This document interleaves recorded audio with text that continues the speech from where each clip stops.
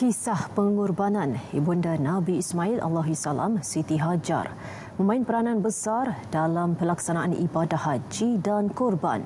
Pengorbanan Siti Hajar bukan hanya sebagai isteri dan ibu kepada seorang rasul, malah ia adalah contoh keimanan dan kebergantungan yang sangat tinggi terhadap Allah. Wartawan Amin Fauzi menyediakan laporan menyingkap erti di sebalik pengorbanan Izan bernama Wanita. Iman bukan sekadar ucapan di bibir, tapi meyakini dalam hati, mengucap dengan lisan dan menterjemahkannya dengan tindakan. Sementara ketaatan kepada Tuhan pasti akan diuji dengan pengorbanan. Tapi sebagai seorang hamba Allah, sebagai seorang makhluk kepada Allah Subhanahu Wa Taala, kita perlu akur dan patuh. Sebagai pengorbanan Siti Hajar tadi, akur dan patuh, maka kita juga perlu akur dan patuh kepada segala perintah Allah Subhanahu Wa Taala.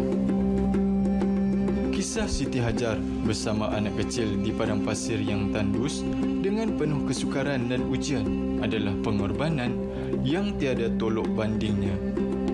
Malah Siti Hajar redha apabila anaknya Nabi Ismail dipilih menjadi korban.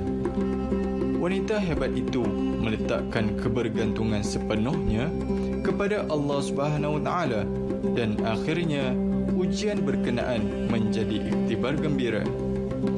Pada masa kini, meskipun ujian berbeza dari zaman ke zaman, para isteri dan ibu turut diuji dengan pelbagai perkara, antaranya keganasan rumah tangga, keculasan nafkah suami dan sebagainya.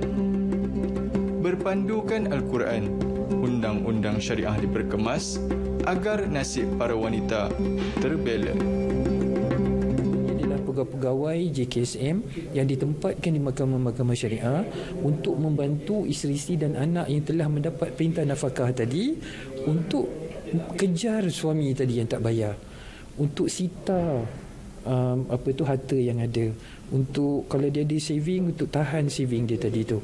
So, jadi saya mengharapkan golongan tadi, isteri dan dan anak-anak memahami tentang kewujudan bahagian sokongan keluarga tadi.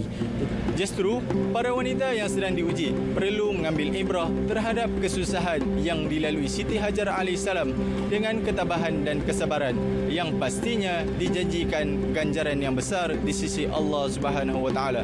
Teruslah berusaha dan bertawakal kerana Allah sahaja yang akan mencipta kesenangan di sebalik kesusahan, kerana bantuannya pasti akan sentiasa tiba apabila putus segala pengharapan kepada manusia. Semoga kalian diberi kekuatan dan berjuanglah selagi mampu demi kebaikan yang mendatang. Salam Aidil Adha, Amin Fauzi, laporan JAKIM untuk RTM.